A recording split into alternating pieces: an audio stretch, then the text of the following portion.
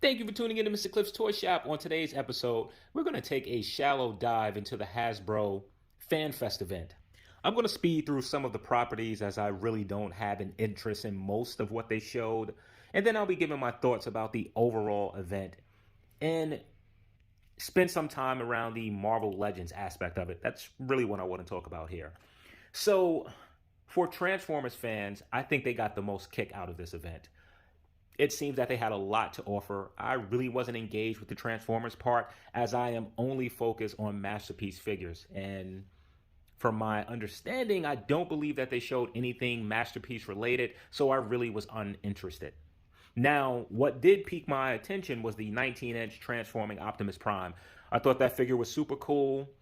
Not sure if it's worth $700. And the only reason I'm saying that, I remember seeing Transformer robots, not by Hasbro, that came in for a lot less than that $700 price point. In no way am I saying that that figure isn't worth it because I thought it was fantastic. Just the pulsing that Optimus does, that appears that he's breathing. You're able to do voice commands. You're able to give commands on your phone.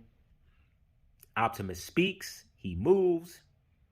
He transforms and rolls out by itself. I think ultimately I'm going to be passing on this figure. I already have a 19-inch Optimus Prime from Toys Alliance or Toys Era. I don't remember who made that Optimus, and I'm pretty happy with that figure. Having something that's going to transform while super cool, I don't see how it's really going to fit in my display and how I'm going to be able to use it often enough to really capitalize on that price point. Another property they showed was the Fortnite. I almost got stuck there. I really don't know how I feel about Hasbro getting that license. I was pretty satisfied with Jazzware and McFarlane. I felt between the two, you got enough releases. Not sure how that's going to be with Hasbro. I won't spend a lot of time here as I really don't know anything about the property. They showed a few new figures.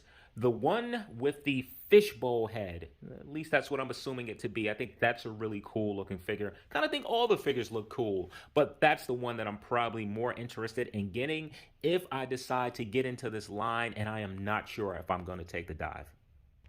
They also talked about their Power Rangers license, and yeah, I was very disappointed with this. They focus on Rangers that I guess it's unfair to say that we've seen these Rangers before. We've seen the costumes before, however, jazzed up with some sparkling effects. And the Pink Ranger released, I believe, a few months ago, or at least was solicited a few months ago. Now they'll be bringing the entire gang in their glittery fabulousness. Now, one thing that I didn't know is that at some point the characters changed, however, they kept the same Power Ranger suit. So I do see some different head sculpts. I don't know what that's about. I phased out from Power Rangers many years ago. So I'm completely uninterested in this. What I thought that we would see from Power Rangers would be some new deluxe villains, and I don't believe we saw any of that. So very disappointed in what they showed for the Hasbro line. And jumping into Star Wars, I won't spend much time here either, as I am a Star Wars fan, but I am not a fanatic. They showed a few figures. I'll make sure to show a few of them here. I feel most of what they showed, a lot of fans already knew what was coming, so it wasn't a lot of new. And then for G.I. Joe, oh, what a disappointment. We only got to see movie figures. I am fine with them showing us the movie figures. Fine with that. But I was hoping to see more. And with the movie figures themselves, I don't like that off-white color of Snake Eyes. I'm really hoping that in the movie, that is not his colors. I have not seen trailers if they are up. But if he's sporting that off-white suit, I am not feeling that. And I don't know why with these G.I. Joe movies, they continue to put Storm Shadow. Did I say Snake Eyes before? If I did, I'm sorry. Storm Shadow. Why do they continue to put him in like jeans and a coat with belts around it? Just put him in some ninja gear. So I'm not really thrilled about the costume design. I was hoping to see more from the classified line, new characters that we will be getting at some point this year. And we didn't see any of that. Not a single figure.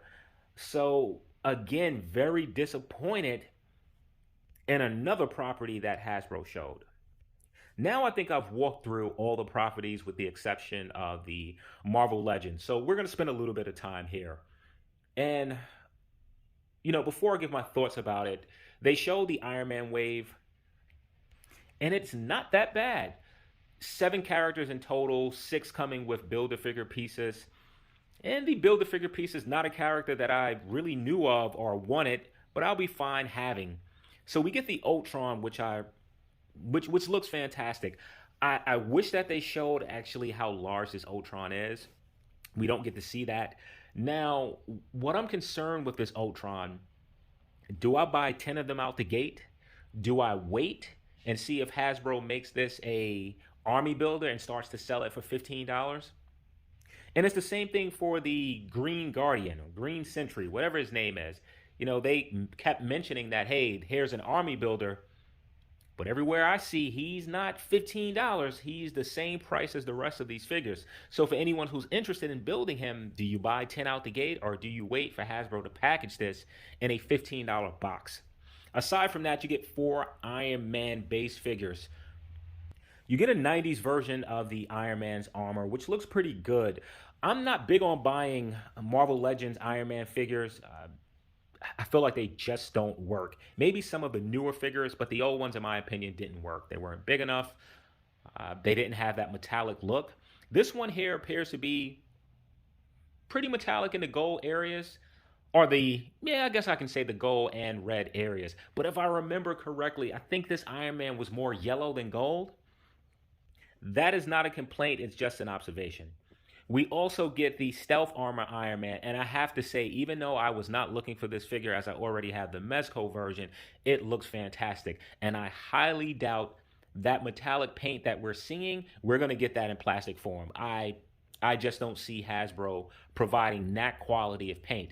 If they do, even though I have the Mezco version of this figure, I will probably pick that up. I'm pretty sure I will pick it up, as I think I'm going to go for the whole wave. Now, we also get a translucent version of Iron Man.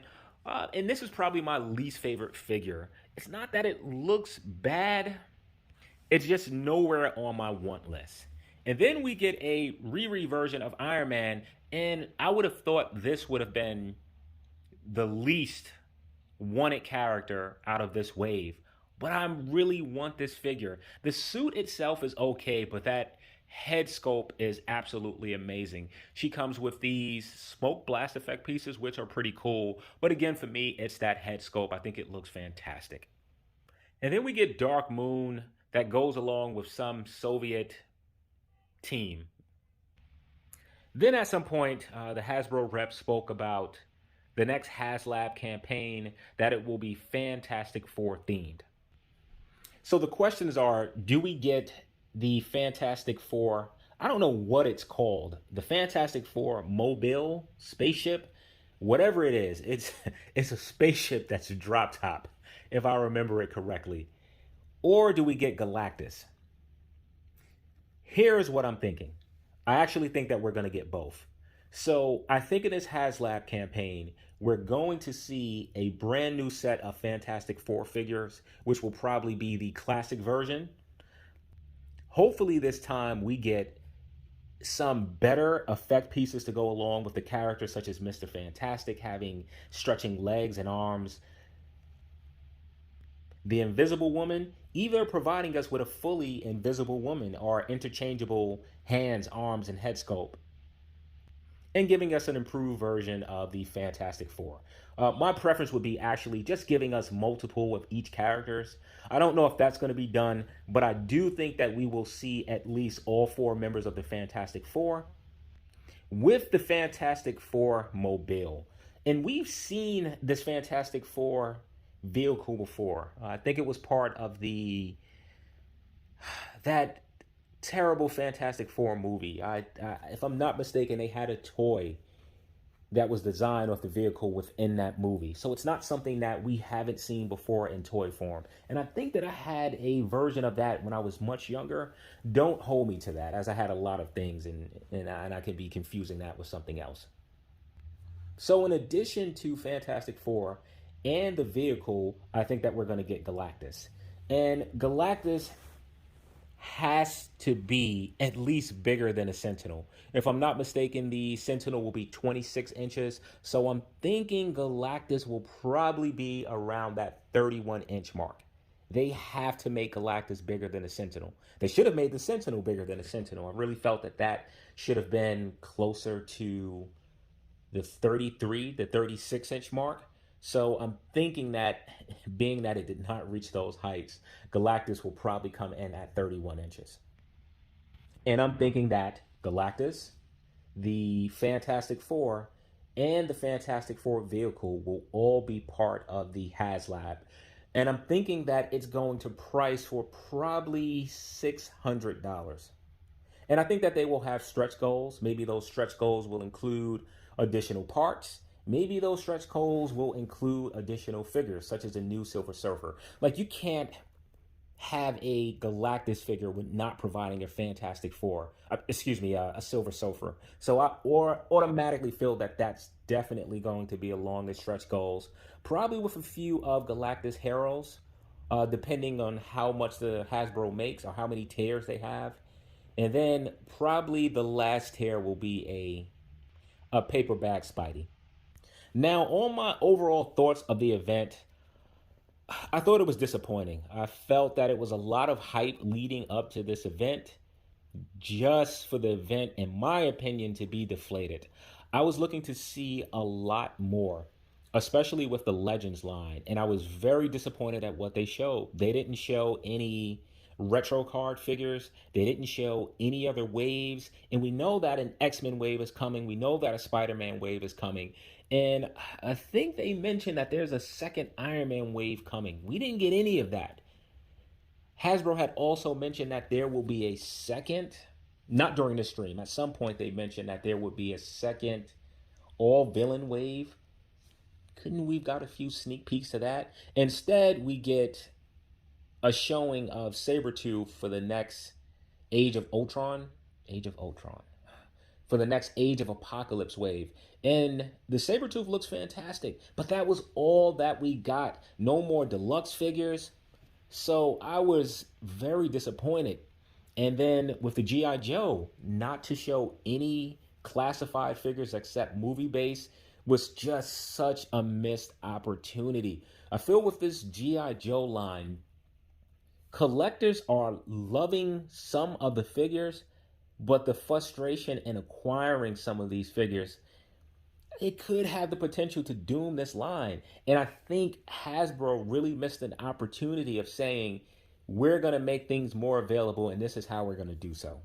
So for anyone that watched the entire event, this wasn't a good way to invest your 4 hours, in my opinion. Some of you may feel different. I made sure to cut in and out on properties that I was not interested in, and I could have missed a few things. So if I did miss some things regarding the Marvel Legends specifically, please let me know. Well, this is going to conclude this video. I hope to see you during the next episode.